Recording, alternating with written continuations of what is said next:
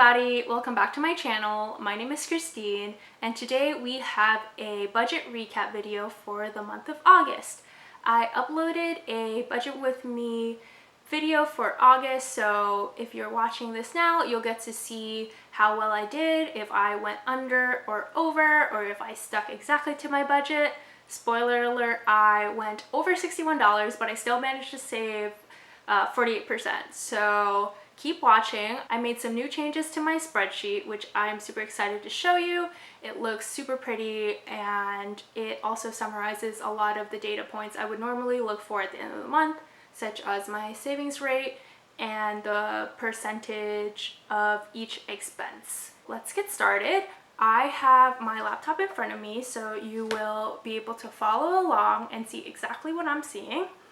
Cool. So like I said, I made some new changes, and the first thing you'll see here is this annual budget. Since I made this spreadsheet in August, the months from January to July are empty right now, so I only plan for August till the end of the year. So here I have my pre-tax savings, which includes my 401k and my company match. If you saw in my previous video, I increased my contribution to 6%, which my employer will match 100% of. However, those contributions are given out quarterly, so that is accounted for in October, which is where I have the company match. So again, this is income minus expenses minus savings and investments, which I grouped together, is 0. So if you saw in my last video, I kind of just pulled everything from that zero-based budget spreadsheet to this one here. So this is an annual overview. I have these categories and subcategories. So rent falls under housing, cell phone is my utility, and then various subcategories of transportation such as rideshare and public transportation. And it kind of just continues like my normal monthly expenses.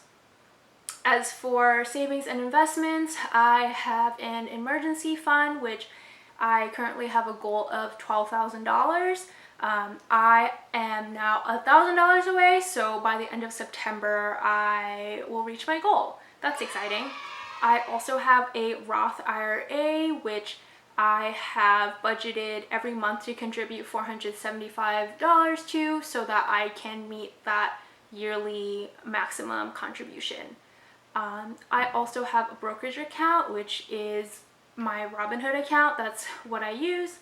And I also have a crypto wallet, but I haven't really been funding it. So for now, I've budgeted 0. This may change, so I can always go back in and kind of revise.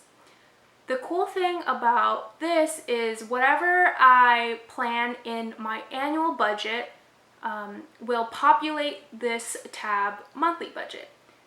So here is that monthly budget, and we can switch between months to show the data that is specific to that month.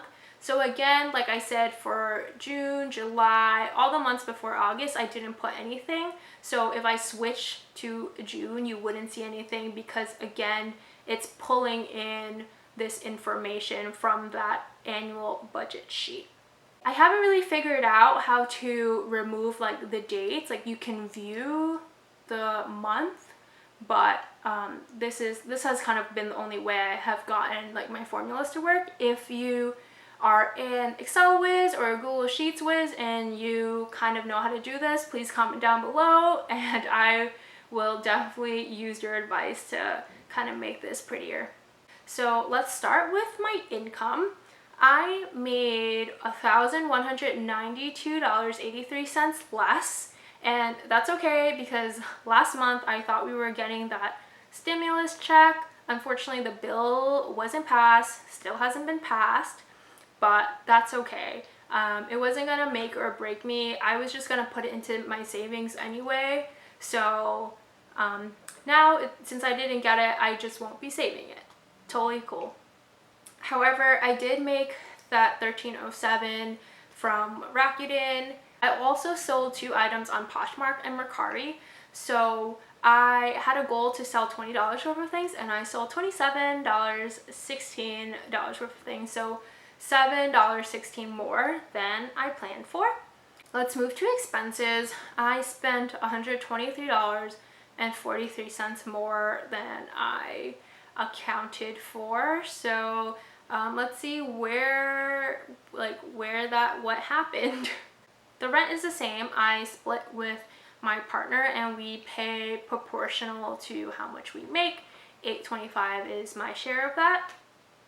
Utilities, I spent $8.35 over. If we click into it, it actually doesn't show. I know that this was actually a PicMonkey charge, and that was kind of unexpected, but I canceled it, and so from now on I won't be getting that charge. However, I will be continuing to pay $80 for my cell phone bill.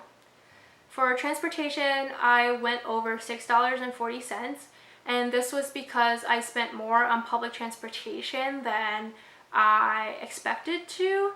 However, I did spend less on rideshare, so it sort of evened out, but not really because I still went over. For food, we did a lot of restaurant and dining out. So if I go back to my expenses tab, you see that already on the first of the month, like we did a movie dinner and drinks, and that was $82.10. And then we also went out for Popeyes and had dinner, so that was already, that weekend was like $93 basically. So, and that was only the first of the month, so I'm kind of not surprised that happened, but that's where that is coming from. And then we spent less on groceries, and it looks like I spent $5.65 somewhere on coffee and tea, probably just like hanging out and we got a drink or something. For healthcare, I normally spend $190 for my brother's braces, and then I guess I added more just in case I needed things, but still I spent less than I thought I would. So I spent $17 less. Personal care, most of it was because I went shopping and got clothes. So I got like a new workout shirt and workout pants for my partner. So went a little over, but that's okay. $3 over, no biggie. For travel, we did have a 2-week vacation in August. So anything that I wouldn't normally do at home, but I did during those 2 weeks, I classified as vacation. So for example, I did DoorDash at least 5 times, and that was because where we were, there's a Cha Time, which is my favorite bubble tea shop, and I don't have one that is accessible here. So I figured if I'm gonna enjoy my time, I might as well have like Cha Time like once every 2 days or whatever it was. Anyway, I budgeted $300, but I spent only $208, so I was still under. For subscriptions, I spent $7.98 on Spotify. What happened was, mid-month, I realized that we were leaving $5 in Amex streaming credits on the table because I was only charging my Spotify, which I pay for a family plan. And so I figured if we're paying for Netflix, then we might as well just add it onto that and use up all that $20 that Amex is offering. So this was kind of like miscalculation on my part, and we should have been doing that anyway, but now that we're doing it, I'll end up paying $7.98 basically for either Spotify or Netflix and get the other one free. Lastly, miscellaneous, which includes gifts and donations. For gifts, I went over, even though I did budget for a birthday that we celebrated. I totally forgot that my friend was leaving for a PhD program and we planned a farewell party. So I was in charge of organizing it, grabbing food, and other things. We also pitched in for like a gift for him. So I was really happy that we got to celebrate, but I should have planned for that. Now I know, so that's fine. And then in terms of savings and investments, the Roth IRA, I'm sticking to that because I do want to maximize that yearly contribution amount. And emergency fund, I contributed less, mainly because this $2,400 that I budgeted for included that stimulus check. Because I didn't get it, I got last. And Robinhood, I didn't put in as much, and crypto, I did not as well. So again, when you subtract the income minus expenses minus savings and investment, I have this negative number, which means that I spent $61.57 more than I budgeted for. Pause. This is editing Christine. I should have mentioned this while I was recording, but that $61.57 is just coming from my checkings account. I have some money in there that I kind of just keep. This is my savings and investment sheet here. The data I have from June, July, which is not on the sheet, but I have those numbers, as well as August, my average savings rate is 58.26%. I am super close to my emergency fund, which, like I said, is a $12,000 goal, and I'm at $11,000 now.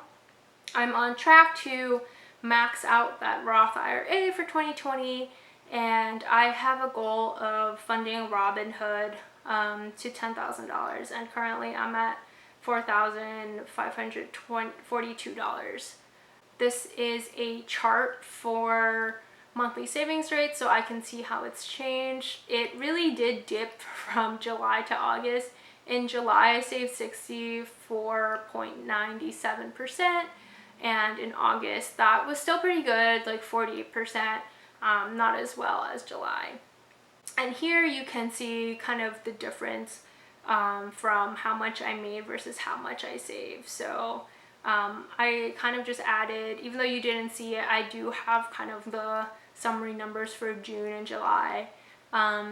So in August, I budgeted that I would save 60%, but I actually saved 48%. Still not that bad. This is kind of like my subcategory expenses. Rent went to 32% approximately. Donations was 15%. Gifts was 9.3%. Vacation like 8%. Next month I'll definitely be spending more on groceries and less on restaurants and dining out. I still feel really happy. Even though I did spend over what I budgeted for, I enjoyed what I spent on. Please like and subscribe if you want more budget videos. If you're interested in starting out a zero-based budget, I have a link down below. All you need is a Google account to access it. You can make a copy for yourself and enter your own information. Hopefully that's super helpful. And again, comment if you've tried it or if you have any questions. I'm more than happy to help. Alright, thanks for watching. I'll see you in my next video. Bye!